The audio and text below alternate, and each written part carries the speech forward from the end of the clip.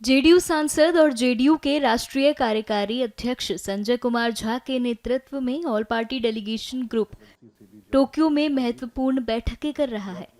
इस बीच आज सुबह ऑल पार्टी डेलीगेशन का टोक्यो में स्थानीय राजदूतों के साथ संवाद हुआ, जिसमें भारत की आतंकवाद के खिलाफ जीरो टॉलरेंस नीति को इस बड़े मंच पर रखा गया। ऑल पार्टी डेलीगेशन एक मिशन के साथ आया है और यह मिशन है कि आतंकवाद के खिलाफ भारत की लड़ाई में विश्व को एकजुट करना है और पाकिस्तान के द्वारा जो टेरर स्पॉन्सर हो रहा है उसको पूरे विश्व के सामने रखना है। और कल का जो हमारा जापान में पहला दिन था, पहला दिन हमारा बहुत ही फ्रूटफुल रहा।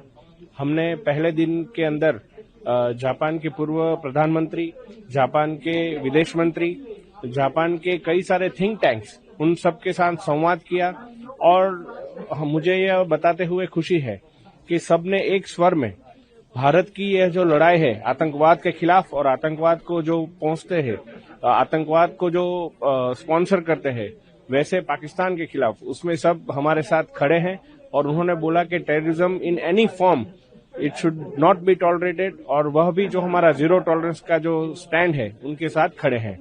आज सुबह हमने यहाँ पे जापान में स्थित कई सारे राजदूत, उनके साथ भी ब्रेकफास्ट मीटिंग किया।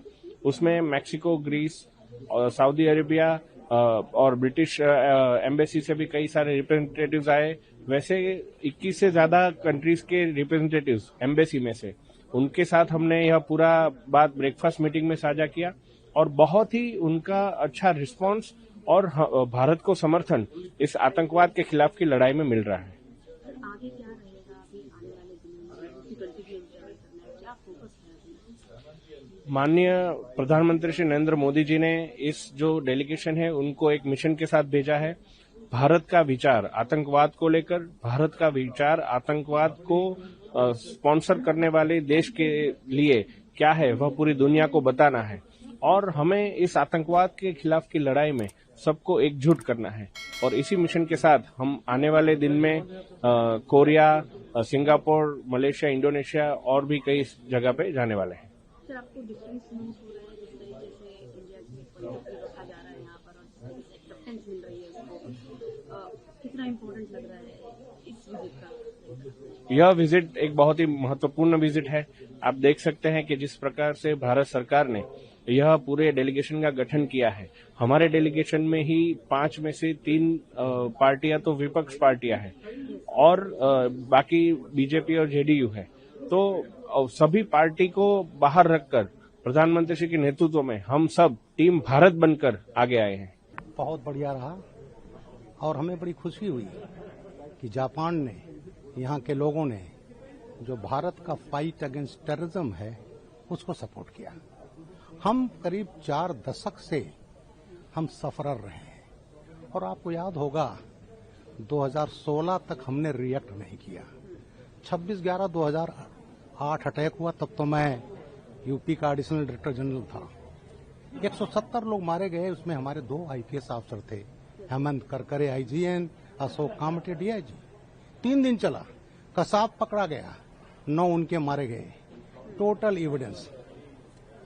उसके बाद जब मोदी जी आते हैं 2014 में और जब इन्होंने 2016 में इन्होंने अटैक किया, उस समय हमने सर्जिकल स्ट्राइक किया, घुस करके मारा।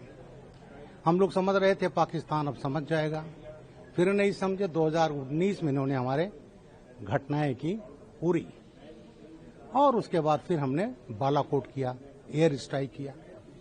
19 से बाद हम समझ रहे थे शायद पाकिस्तान समझ जाए, लेकिन जो 22 अप्रैल को घटना हुई, पूछ करके, रिलीजन पूछ करके और महिलाओं को मारा। एक लेडी ने कहा मुझे भी मार दो, मेरे हस्बैंड को मार दिया। कहा नहीं, जाओ प्रधानमंत्री को संदेश देना। उसके बाद हम लोगों ने प्रिसाइज अटैक किया और प्रिसाइज अटैक करके हम सिविलियन नहीं मारे, केवल उनके जो वो थे टेररिस्ट इंफ्रास्ट्रक्चर उसको डिस्ट्रॉय किया। उसके बाद हम जानते थे पाकिस्तान रिटेलिएट करेगा, उन्होंने अटैक किया, तब हमने उनके बेसिस डिस्ट्रॉय किए और ये हम पूरी दुनिया को बता रहे हैं। दुनिया समझ रही है कि हमने एस्केलेट नहीं किया, हमने सिविलियन उन्होंने हिट किया।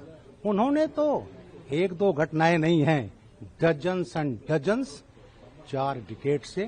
तो आज पूरी दुनिया समझ गई। आज भी यहाँ एम्बेसडर थे, सबने हमारी स्टैंड को अप्रिशिएट किया है कि हम जो है एक पीसफुल कंट्री है। लेकिन अगर उन्होंने अटैक किया तो ये नया भारत है, मोदी का भारत है, और हम अगर इन्होंने स्ट्राइक किया तो हम वो टेररिस्ट बेसेस को बर्बाद कर देंगे और जो स्पॉन्सर्स हैं उनको भी नहीं छोड़ेंगे।